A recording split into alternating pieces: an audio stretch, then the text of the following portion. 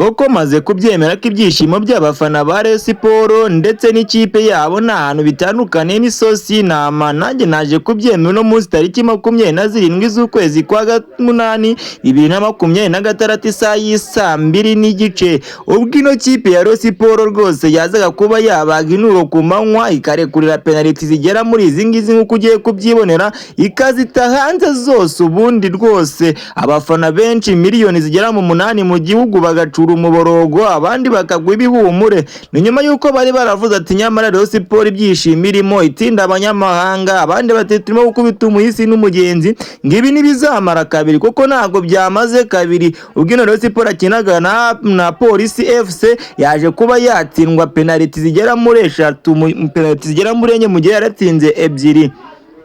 Reka turebe penaliti uko zagiye ziterwa ku mpande zombi. Ubwo n'uwo mufana uwo ni umukinnyi wa Rayon Sports wari umaze kuba yarata penaliti yari ni ya mbere, ahita rwose atuma Stade Pele Stadium icika intege, abantu bacura umuborogo. Reka turebe byibura nimba n'uwa Polisi ari ubashe kuba yayiratsa. Ahangaha ni ku ruhande rw'umukipe ya Polisi yari igiye gutera penaliti nomero yayo 10 bita Nshimiye. Reka turebe penaliti agiye gutera.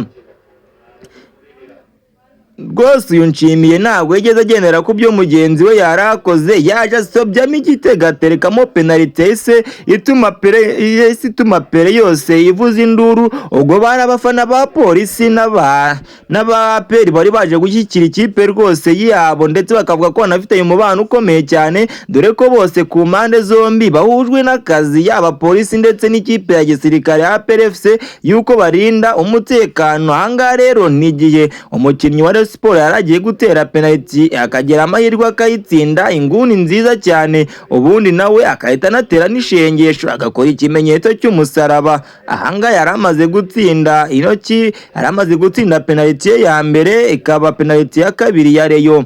Yaje asuhuza abafana, baje asuhuza abakinnyi bagenzi be. Reka turebe rero no mu kizamu wa Rayon Sports nimba ari ubashe byo kukavaringa kira gitego bara penaliti barase. Uyu ni umukinnyi wa Police FC ugiye gutera ino penaliti, arabanza arifura arikwega, araza rwose asobyamo penaliti nziza ihita yindira ku mpande zombi. Rayon ku mpande zombi Rayon ibifite penaliti imwe kuri ebyiri za Police FC. Abafana bose muri Stade Pele Stadium bahise bahaguruka, abavuza vuvuzera baravuza, ababyina barabyina.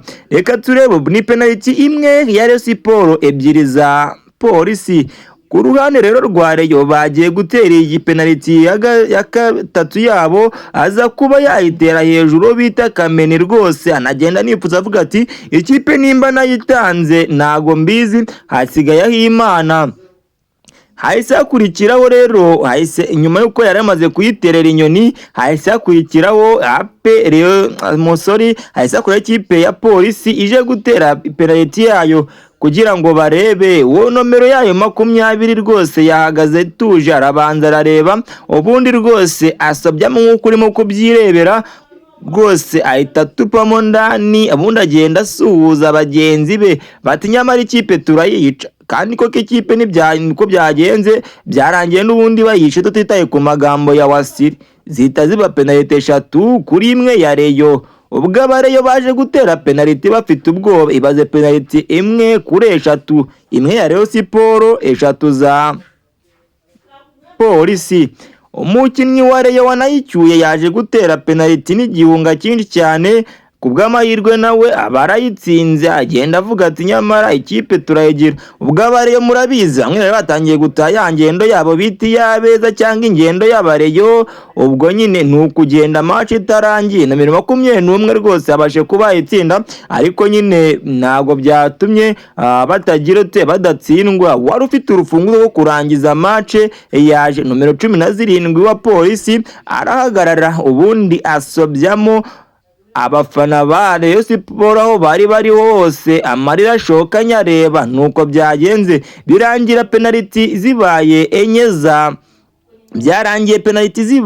enye za Polisi kuri ebyiri iza Rayon Sports. Mbega agahinda abareyo batanye, bamwe barimo no kuvuga yuko bashobora kutazasubira kuri stade, abandi bakavuga ati genda Rayon urayitwiyeretse turakubonye n'utubonye.